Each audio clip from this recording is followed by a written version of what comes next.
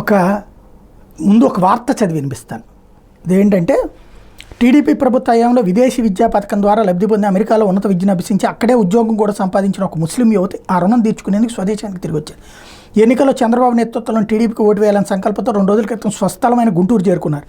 నగరానికి చెందిన చిరుద్యోగి చాంద్ బాషా కుమార్తె మహమ్మద్ పర్వీన్ 2019లో అమెరికాలో ఉన్నత విద్యను అభ్యసించాలనుకున్నారు. కానీ అంత ఆర్థిక స్తోమత లేదు. ఈ క్రమంలో చంద్రబాబు అమలు చేస్తున్న విదేశీ విద్యా పథకం గురించి తెలుసుకుని దరఖాస్తు చేసుకున్నారు. స్పందించి టీడీపీ ప్రభుత్వం 15 లక్షలు మంజూరు చేసి దీంతో అమెరికాలో నార్త్ వెస్ట్ మిస్సూరీ యూనివర్సిటీలో ఉన్నత విద్య అభ్యసించి ప్రస్తుతం అక్కడే ఉద్యోగం కూడా చేస్తున్నారు. ఎన్నికలో తన ఓటు హక్కు వినియోగించుకుని తాను ఈ స్థాయికి రావడానికి కారకుడైనటువంటి చంద్రబాబుకి కృతజ్ఞతలు చెప్పడానికి 2019 అంటే ఎప్పుడండి కరెక్ట్గా ఎన్నికల టైం. ఎవరండి ఆయన? వాళ్ళ నాన్న తెలుగుదేశం పార్టీ కార్యకర్త, అమ్మాయికి ఇచ్చారు. పోనీ ఆ తర్వాత విదేశీ విద్య ఎత్తేసారని మనమే రాసాం కదా వార్తలు.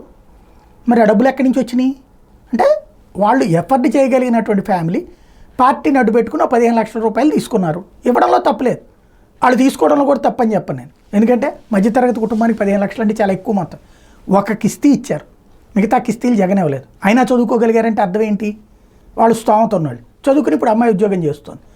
దానికి 2019లో ఇచ్చినటువంటి 15 లక్షల రూపాయల కాన్సెప్ట్, 15 లక్షలు అంటే ఆషామాషి కదా, నేను అది కూడా చెప్తున్నాను మళ్ళీ.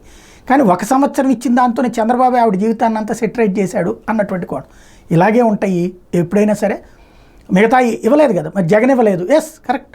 మరి అయినా కూడా చేయగలిగారంటే వాళ్ళు స్తోమత ఉన్నటువంటి వాళ్ళకే ఇచ్చారన్నట్టు. కానీ అది తెలుగుదేశం పార్టీ కార్యకర్త ఇచ్చారు అన్నటువంటి రూట్లో కాకుండా ఈ రూట్లో నిజమైనటువంటి వాళ్ళు చాలామంది బాగుపడిపోయారు. మన స్కిల్ డెవలప్మెంట్లో బాగుపడిపోయారని చెప్పినటువంటి కోణంలో నుంచినే ఇక్కడ కథ అనమాట.